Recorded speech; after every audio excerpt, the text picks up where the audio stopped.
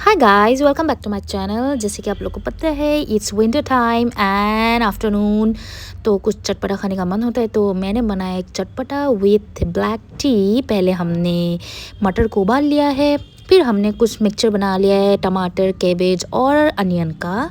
उस मिक्सचर को फिर हम लोग लेंगे सेव, ग्वालियर का फेमस सेव, और उसमें सेव डाल देंगे। सेव के साथ हम लोग जो मिक्सचर बनाए हैं उसको हम लोग उसके साथ मिक्स कर देंगे। ये मिक्स करना बहुत बहुत ज़रूरी है क्योंकि without this chatpata can be tasty delicious. And here with goes the matar. मटर डाल देंगे हम लोग इसके अंदर। मटर डालने के बाद हम स्वाद अनुसार नमक भी डाल देंगे उसमें और उसको अच्छे से मिक्स कर लेंगे। मिक्स कर लिया हमने। मिक्स जब तक होते गया हमने चाय भी बना ली उसी टाइम पे, ब्लैक टी मैंने अच्छी सी प्लेन ब्लैक टी बना लिया है इसके साथ खाने के लिए, क्योंकि as a Assamese black tea is must with every snacks.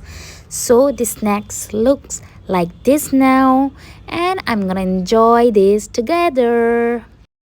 So let me enjoy the snacks. Bye bye.